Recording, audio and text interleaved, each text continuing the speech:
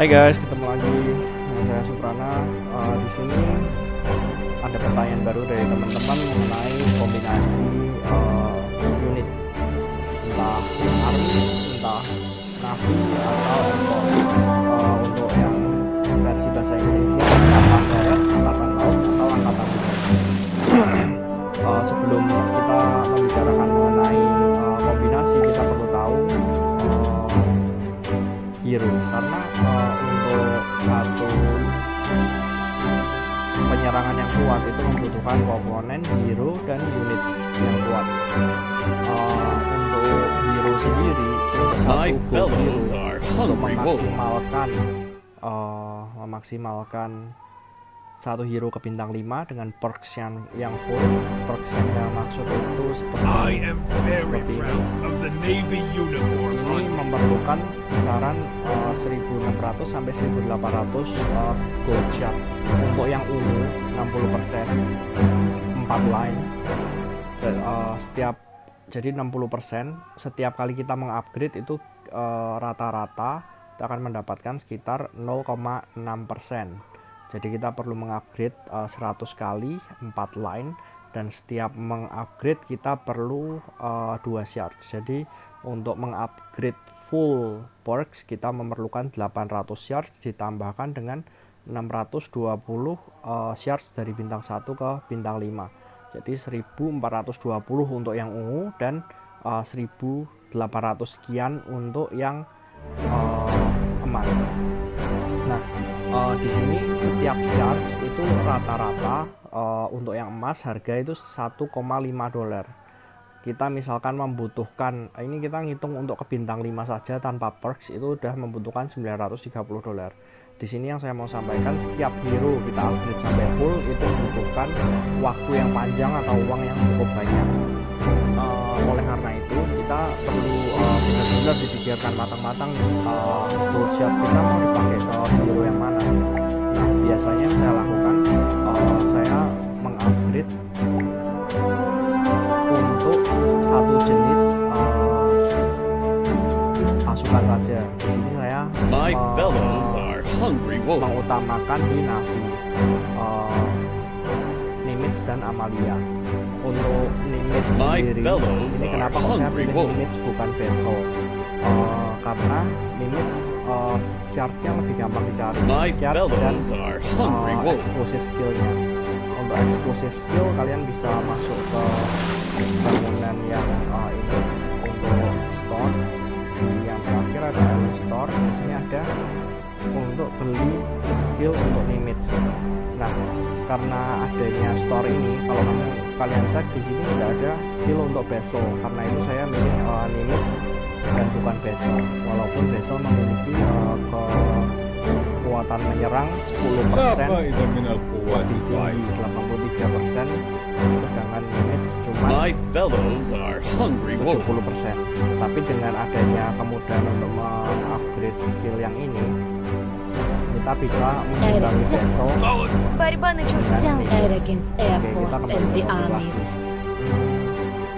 Jadi untuk pemilihan hero kan itu sangat mahal, makanya untuk pasukan apa yang kamu bangun sebaiknya cuma satu, yaitu entah army, navy atau airborne. Nah, sekarang kenapa kok saya milih army dan navy? Bukan berarti saya bakal upgrade navy sampai full. Di sini bintang saya cuma dapatkan dari yang gratisan saja, ini sampai ke bintang 2. Saya nggak akan menggunakan gold shard saya ke Hatsuya.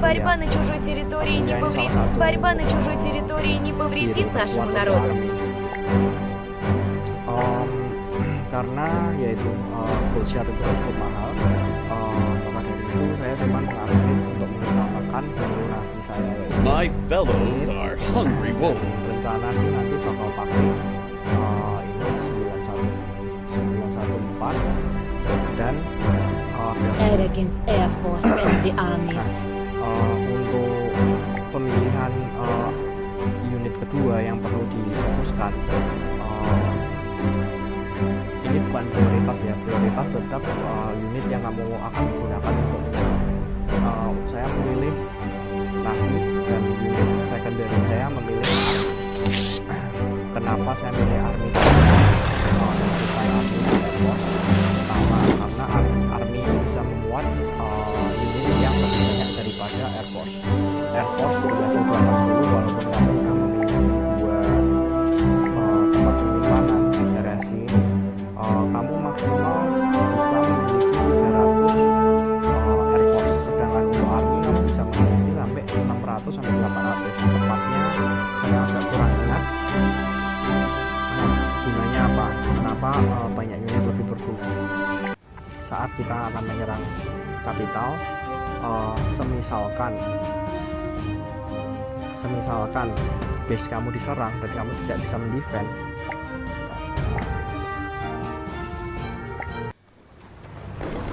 I repeat, the red team to the flank, the blue team to the front line. Kamu yang sedang menduduki satu interest point akan dikembalikan. Nah, maka dari itu saya milih Army dengan hero yang lebih rendah. Harapan saya bisa untuk mendefend serangan dari musuh supaya base saya tidak terbang. Nah, bayangkan sekarang kita lihat di report, misalkan saat menyerang, ini yang diserang itu nggak cuman satu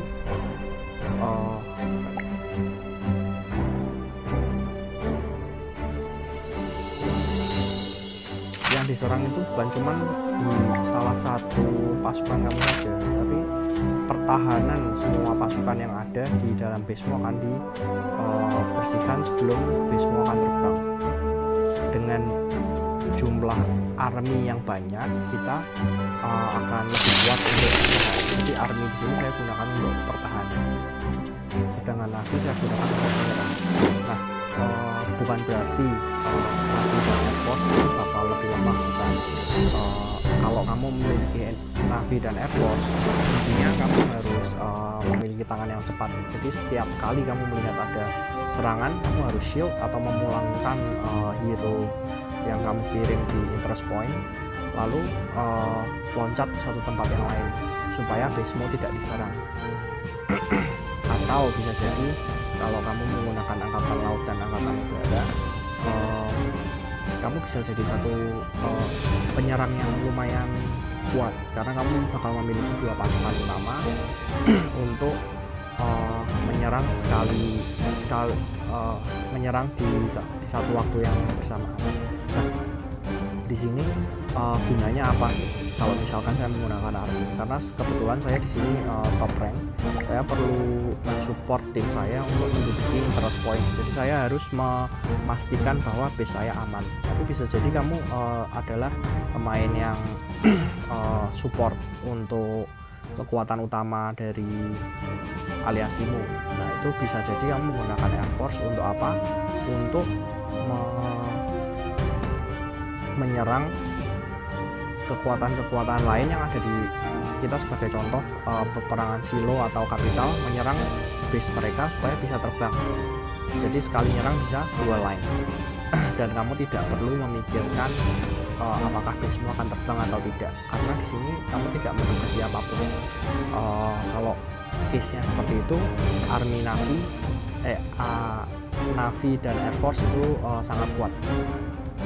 Terus untuk Air Force sendiri, seperti yang saya bicarakan kan cuma bisa memuat sekitar 300 unit, sedangkan hero nanti dengan harga yang cukup mahal nggak mungkin kamu bisa mengupgrade keduanya.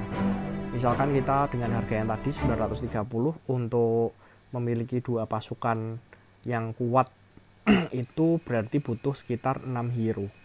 Untuk maksimal tuh kamu butuh $5.580, itu cukup besar. Karena itu saya milih Army, karena Army saya hero dengan yang nggak begitu kuat saya pakai untuk defend rumah saya, dan saya memiliki satu pasukan Navy yang cukup specialized untuk menyerang pasukan lain, kira-kira gitu. Thank you semua, follow, subscribe, dan like.